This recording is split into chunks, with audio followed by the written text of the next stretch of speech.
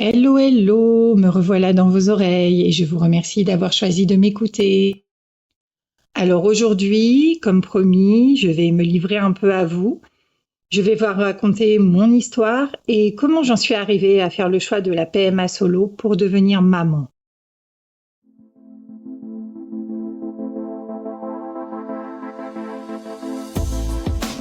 Tu es une maman solo qui a choisi de l'être? Tu fais partie de ces femmes qui ont fait une PMA solo pour accéder à leurs rêves? Tu es encore en parcours ou en pleine réflexion sur l'après-bébé avant de l'entamer? Alors tu es au bon endroit. Moi, c'est Nadège, jeune quinca dynamique et maman comblée d'une chouquette de 8 ans née d'une IAD à Barcelone. Je vis à Bordeaux et je n'ai aucune famille ici, alors crois-moi tes difficultés, je les connais. Et j'ai à cœur de te partager mon expérience, mon vécu et mon quotidien de maman solo par choix. Alors si je t'ai donné envie d'en savoir plus, cale-moi bien dans tes oreilles, ce moment est le tien, profites-en et inspire-toi.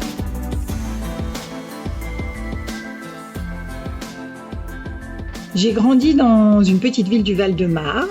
J'y ai fait ma scolarité jusqu'au lycée et puis un BTS à Paris, un BTS d'assistanat commercial bilingue. Alors autant vous dire que ça n'existe plus depuis des lustres, hein.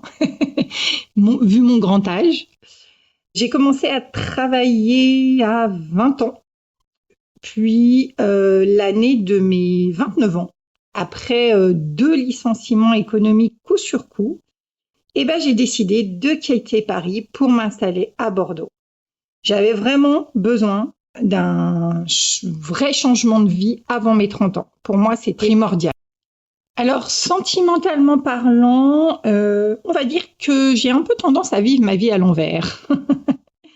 Moi, j'ai été en couple avec mon premier grand amour de 15 à 22 ans. Oui, oui, oui. Puis on s'est séparés d'un commun accord.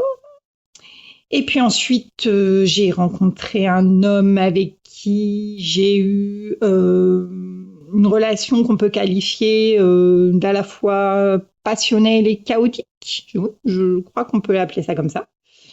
Et tout ça, c'était donc à Paris. En arrivant à Bordeaux, j'ai vraiment cru que j'allais rencontrer l'homme de ma vie. J'avais des amis qui étaient mariés, qui devenaient mamans, et je me suis dit que ça allait être pareil pour moi, que tout allait se passer ici, à Bordeaux.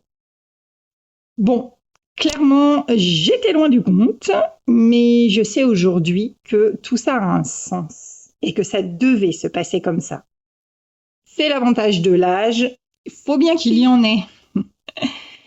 Bon, et quand je vous dis que je vivais ma vie à l'envers, en fait, Bordeaux en est l'exemple parfait, car les premières années, j'ai vécu mon adolescence, carrément. Mais une adolescence avec le privilège de ne plus avoir les parents sur le dos, les interdictions en tout genre, l'argent de poche. Non, non, là, c'était une adolescence libre avec mon appart, mon job et toute la liberté pour profiter des soirées, des sorties en tout genre. Bref, l'adolescence rêvée. Côté cœur, alors là, je désespérais de faire la rencontre. Comme je sortais pas mal, je rencontrais pas mal de monde aussi, j'ai eu quelques très brèves histoires, mais je désespérais de faire la rencontre, celle qui me permettrait de fonder une famille. Car, faut bien l'admettre, même si je rêvais d'un amoureux, c'est avoir des enfants qui me titillait le plus. J'avais vraiment hâte de me sentir enceinte et même d'accoucher, c'est vous dire. Et puis évidemment de pouponner un joli petit bébé. Et comme ça commençait à devenir une obsession, forcément, logiquement, ça bloquait une possible rencontre. Pourtant, je mettais le paquet pour pouvoir rencontrer l'homme de ma vie, et notamment j'ai été organisatrice de soirées entre célibataires. Ça s'appelait les pasta parties. Et donc ça réunissait des célibataires un dimanche soir par mois dans des restaurants à Bordeaux. Et après avoir été participante, je suis devenue co-organisatrice, puis organisatrice. de ces soirées. Donc, j'en voyais des célibataires au moins une fois par mois. Et d'ailleurs, j'y ai fait une rencontre. J'ai rencontré durant une de ces soirées un homme différent des hommes que j'avais rencontrés jusqu'ici. Un homme qui a pris grand soin de moi parce que je l'ai rencontré à une époque en fait totalement improbable, étant donné que j'étais pas du tout dans un dans un mood de séduction, puisque je venais de perdre deux personnes très chères à mon cœur en 3 semaines de temps. Et l'une de ces deux personnes, malheureusement, était mon papa. Donc autant vous dire que j'étais pas du tout dans le mood séduction. J'avais complètement lâché prise et c'est d'ailleurs, je pense, pour ça que j'ai rencontré cet homme parce que j'étais plus dans ce but de séduire absolument pour faire la rencontre et fonder une famille. Donc je me suis laissée aller, je l'ai laissé prendre soin de moi et puis je suis tombée amoureuse. Ça m'a aidée, il m'a été d'une grande aide en effet à faire mes deuils parce que c'était quand même très très difficile ces deux décès en très peu de temps. Mais malheureusement, 6 mois après, il a mis fin à notre histoire. Et ça, je l'ai très, très mal vécu. Je pense que j'étais plus du tout en état de perdre quelqu'un d'autre, même d'une autre façon. C'était trop pour moi.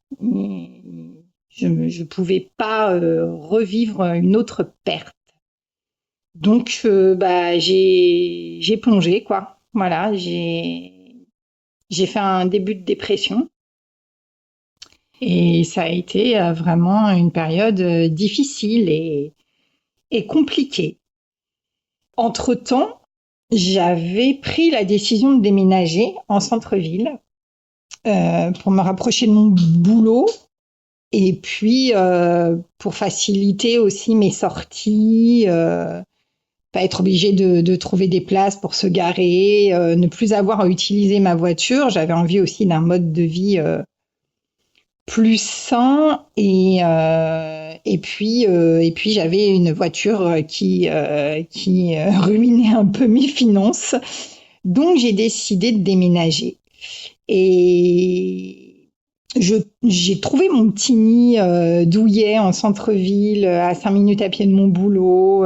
J'ai vraiment trouvé un petit bonheur où vivre et ça m'a aidé quand même ça m'a aidé à remonter la pente doucement. Alors ce qu'il faut savoir, c'est que cette dernière relation, elle m'avait fait entrevoir une vie différente pour des raisons que je ne citerai pas ici. Il n'y aurait pas eu d'enfant possible dans cette relation. C'était plutôt une vie de voyage, une vie de sortie et une vie à l'abri du besoin aussi, une vie différente. Et somme toute, j'ai pu penser que cette vie aurait pu me convenir. Voilà, de faire un choix entre amour et enfant et de faire le choix de l'amour plutôt que l'enfant.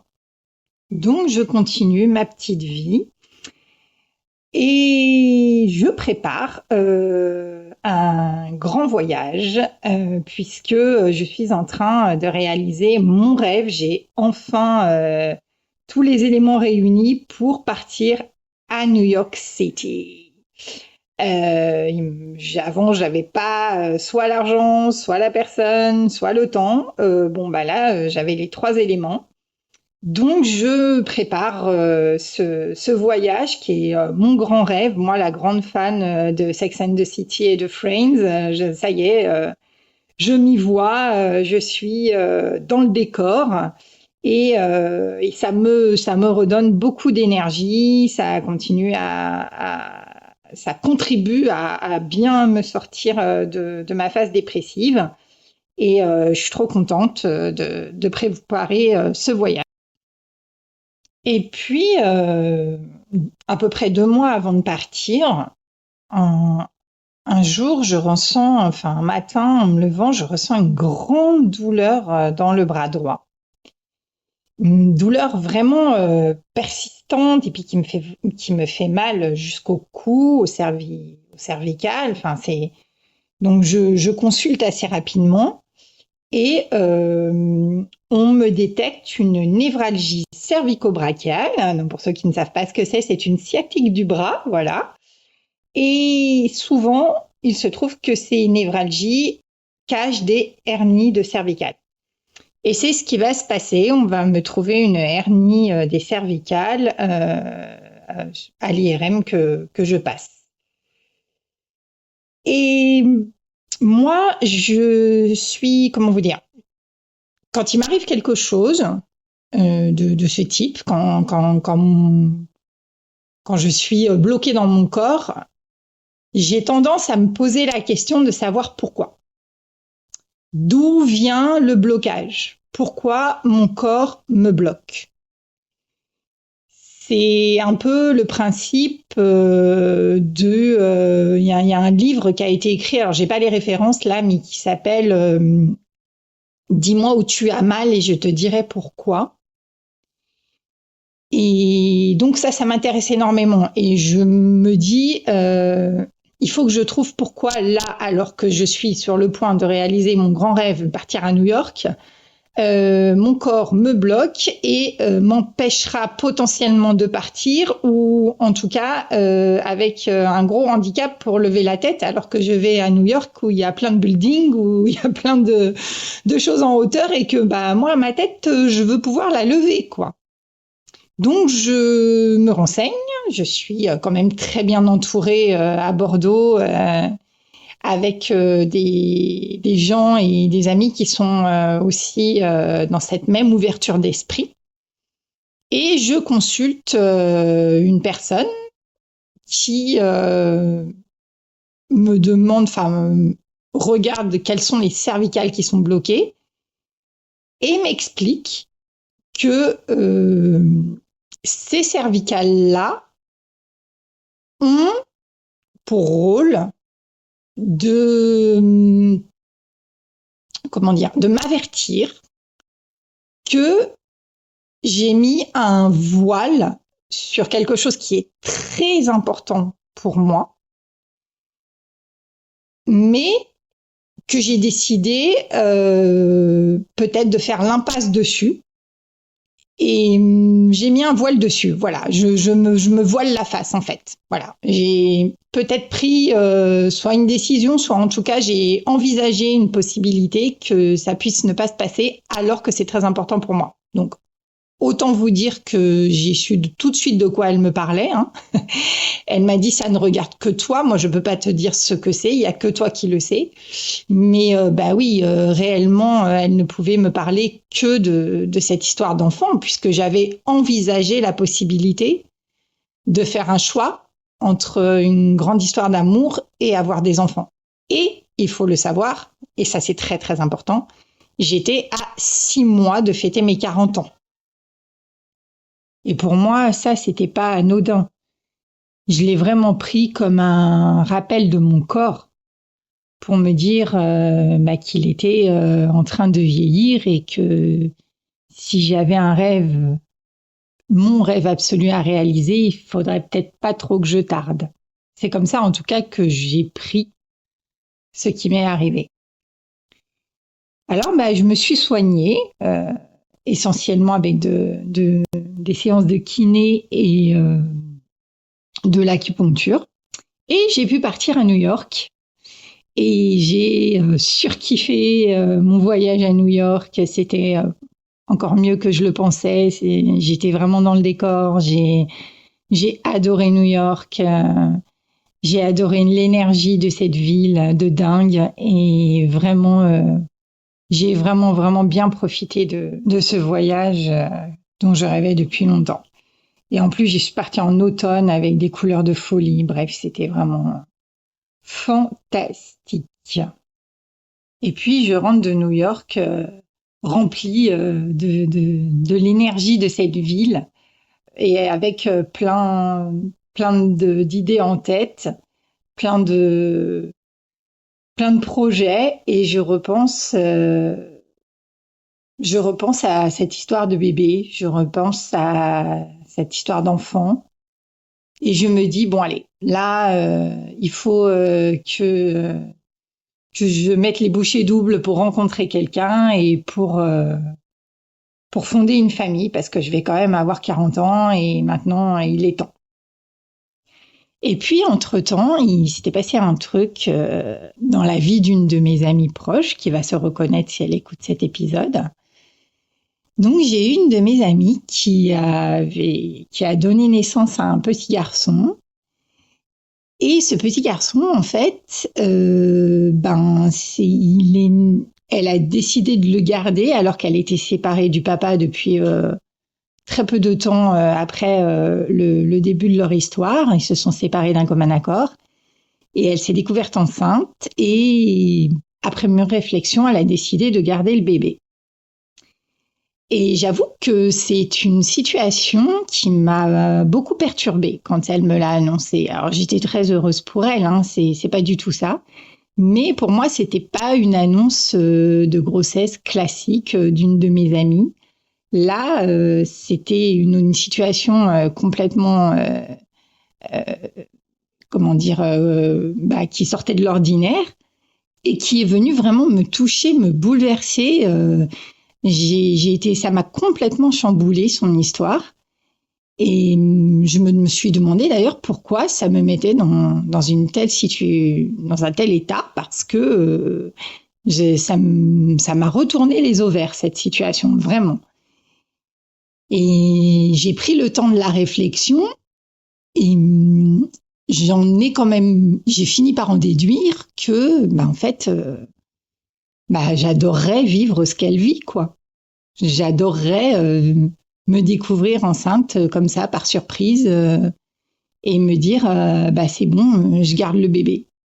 Et quand je me suis rendu compte que cette situation était une situation qui vraiment me faisait vibrer, oui, carrément vibrer, j'ai compris que mon chemin à moi, il serait différent, que ce serait pas le schéma classique. De toute façon, j'avais jusqu'ici pas du tout suivi un schéma classique et qu'il n'y avait pas de raison que ça commence. Mais bon, comment faire? Sachant que la grossesse surprise, c'était donc pas possible, puisque c'était déjà envisagé. Et que pour moi, il n'était pas du tout question de faire un enfant dans le dos à qui que ce soit. Donc, je me suis mise à étudier d'autres options, voir ce qui aurait pu être possible. Donc, dans ce que j'ai trouvé, la première évidence aurait été en effet d'en parler à un de mes ex, à quelqu'un dont j'ai été énormément amoureuse, et de lui mettre un peu le marché sur la table pour obtenir son accord, parce qu'encore une fois, je voulais pas de secrets, je voulais pas de choses cachées. Non, surtout pas. Pas question qu'un enfant puisse faire les frais d'un secret. Hors de question pour moi. Bon, ça n'a pas été la bonne piste.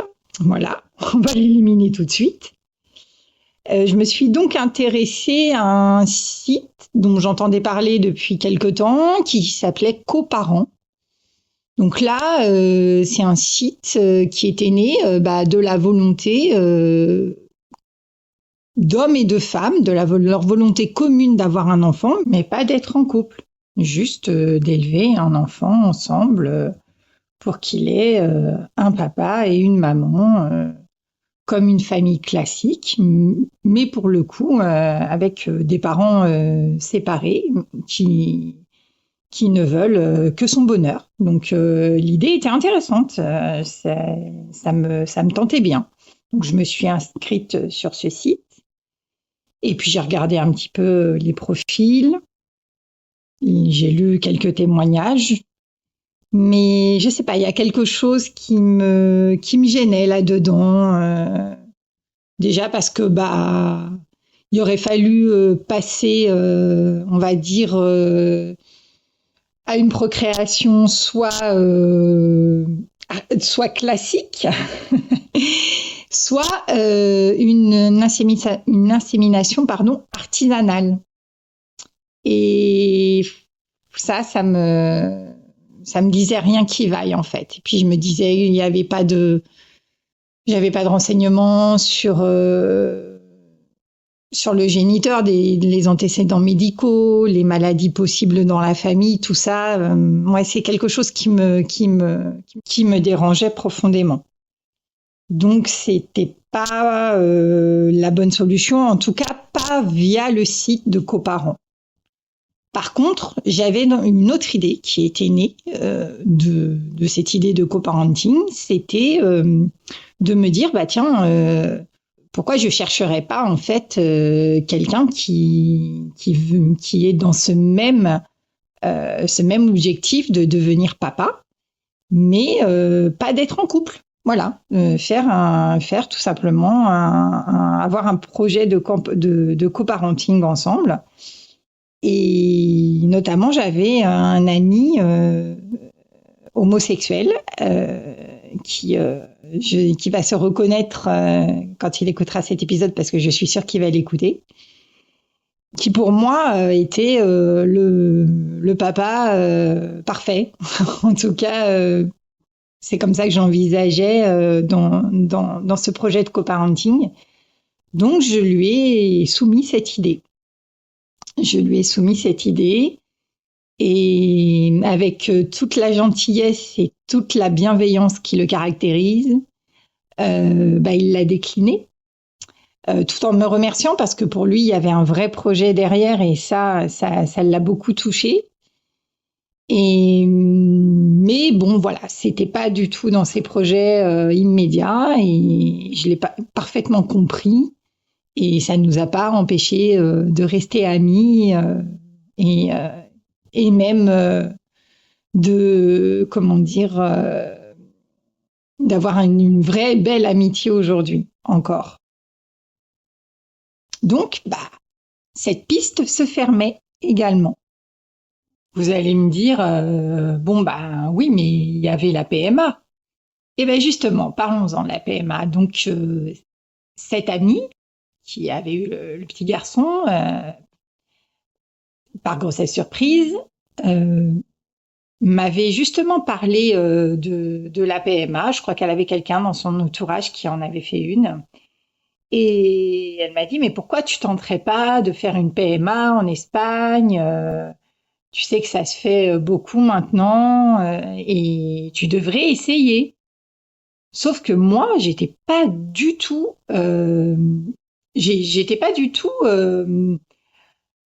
OK avec ça. J'étais pas avec non, ça me disait pas la PMA. Qui dit PMA voulait dire piqûre, hormones. C'était vraiment pas des choses qui me plaisaient, mais vraiment pas. Donc je remis ça dans un coin de ma tête en me disant non, pour l'instant réellement, ça serait pour moi ma dernière option. Sauf que des options, il y en avait plus tant que ça. Faut quand même se l'avouer. Donc bon, après, j'y pensais pas non plus 24 heures sur 24. Hein, je continuais ma petite vie. Donc, mais j'avais en tête toujours ce projet d'enfant. Bien évidemment, je ne l'abandonnais pas. Alors, qu'est-ce qui a fait tout basculé. Ben, c'est pas un événement positif. Non. Ça, malheureusement, j'aurais vraiment préféré que ça se passe 1000 fois autrement. Mais voilà, c'est comme ça. Il y a un dicton qui dit que le malheur des uns, c'est parfois le bonheur des autres. Et c'est tout ce qui s'est passé. Donc j'ai une autre amie proche qui, elle aussi, si elle écoute cet épisode, va se reconnaître et elle sait aujourd'hui que ce qu'elle a vécu a renversé ma situation et a fait en sorte que je prenne la bonne décision. Et cette amie, en fait, je m'appelle un jour et je m'attendais à ce qu'elle me donne une date pour la fête de ses 40 ans, parce qu'elle allait avoir 40 ans sous très peu de temps après. Donc j'étais persuadée qu'elle m'appelait pour me dire de réserver telle date pour sa soirée. Et malheureusement, c'est pas du tout ce qu'elle avait à m'annoncer. Elle avait à m'annoncer en fait qu'on lui avait découvert un cancer du sein très agressif et qu'elle allait devoir se faire opérer la veille de ses 40 ans. Donc là, ça a été un coup de massue. Réellement, un vrai coup de massue. Je m'attendais pas à recevoir ce type de nouvelles et je m'attendais vraiment pas à ce qu'une de mes amies proches puisse être atteinte de cette maladie. Et donc évidemment, je lui assure de mon soutien, de mes pensées. Moi, ça me bouleverse. Je suis dans tous mes états et avec d'autres amis, on forme un cercle pour la soutenir et être là pour elle et voilà, et espérer de toutes nos forces sa guérison prochaine. Ce qui a été le cas, hein, je le dis quand même ici parce que un peu de positif, voilà, hein, aujourd'hui elle est bien guérie, donc merci la vie. Mais en tout cas, moi, ça me met vraiment dans un état de bouleversement intérieur assez profond. Et puis, ça m'amène à m'interroger sur ce que je suis en train de faire, sur mes doutes et sur comment dire ma façon d'être têtue et butée par rapport à la PMA. Et je me rends compte en fait que mon amie, elle va subir des traitements très agressifs, des protocoles agressifs, qu'on va l'amputer d'une partie de sa féminité, et qu'elle va subir tout ça pour sauver sa peau. Et moi, je suis dans un état d'esprit où je refuse quelques piqûres pour réaliser mon rêve. Et là, c'est le déclic. Et je me dis, mais qu'est-ce que je suis en train de faire? Mais en fait, c'est n'importe quoi. La façon dont je suis en train de réfléchir, c'est vraiment n'importe quoi. C'est pas quelques piqûres dans le ventre, quelques doses d'hormones qui vont, comment dire, torturer mon corps ou voilà des choses parce que j'avais des mots forts quand même pour exprimer la PMA. Et je me dis mais non, en fait, elle se bat pour sauver sa peau. Et bien moi, je vais entamer ce protocole et je vais tenter de l'avoir ce bébé de cette manière-là. Et là donc, c'est la vraie décision et un grand soulagement dans mon corps. Comme si ça y est, en fait, c'était la bonne décision qu'il fallait que je prenne. Donc, je me dis que voilà, je vais essayer parce que si j'essaye pas, je saurai jamais. Et j'ai pas envie de me réveiller à la veille de mes 50 ans en me disant mais c'est trop tard en fait. Juste pourquoi j'ai pas essayé. Donc ma décision est prise et je commence à me renseigner pour entamer les démarches. Donc à l'époque, on parle de 2015, ouais, de l'année 2015. Il faut savoir que, que la PMA pour toutes, elle était la loi de la PMA pour toutes, elle était loin d'être votée. Donc tout ça, c'était encore illégal en France. Et donc il fallait se diriger forcément vers l'étranger. Donc pour moi l'Espagne, puisque j'habite Bordeaux, donc clairement c'était le plus pratique. Mais on en parlait peu en fait. Il y avait des reportages qui existaient, des reportages que j'avais vus, et à chaque fois dans ces reportages, on parlait. Il y avait une clinique qui revenait très régulièrement, qui était donc Eugine à Barcelone. Tout naturellement, je me dirige donc sur le site internet de Eugine, et très très rapidement, j'accède à l'information que je recherche. Là, vraiment, rien à dire sur la façon dont est fait ce site. Je peux faire une simulation avec mon âge et je m'aperçois en fait que c'est possible, quoi. C'est pas parce que je vais avoir 42 ans que ça y est, c'est mort. Non, non, au contraire, tout est encore possible. Et encore mieux, en fait, on me parle sur le site directement dans la simulation d'insémination artificielle. Donc pas forcément de FIV, ce qui était pourtant, on va dire, ce qu'on entendait le plus souvent, c'est faut faire une FIV, après 40 ans, on fait une FIV. Or là, le site d'Eugine me montre clairement que je peux tenter l'insémination artificielle, ce qui m'arrange bien parce que les tarifs ne sont pas du tout les mêmes. Et surtout, je m'aperçois que le tarif de la FIV, c'est pas du tout accessible pour moi. Celui de l'insémination artificielle, ça peut s'envisager par contre.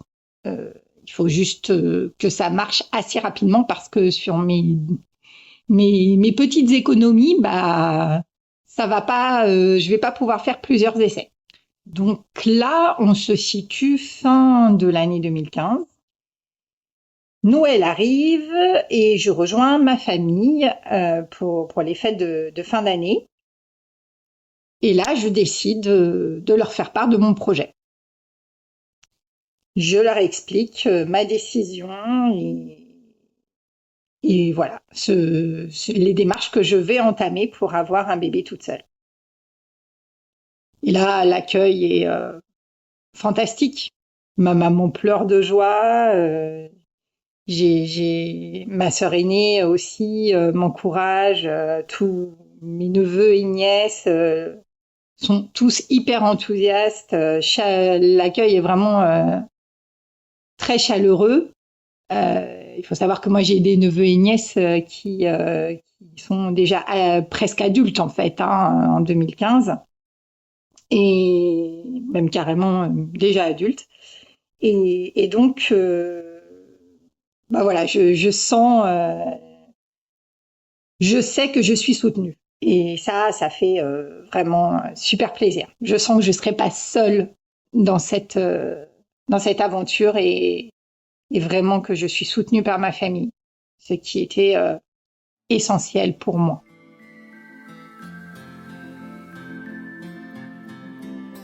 Voilà, je vais m'arrêter là pour aujourd'hui. J'espère que vous avez eu plaisir à m'écouter.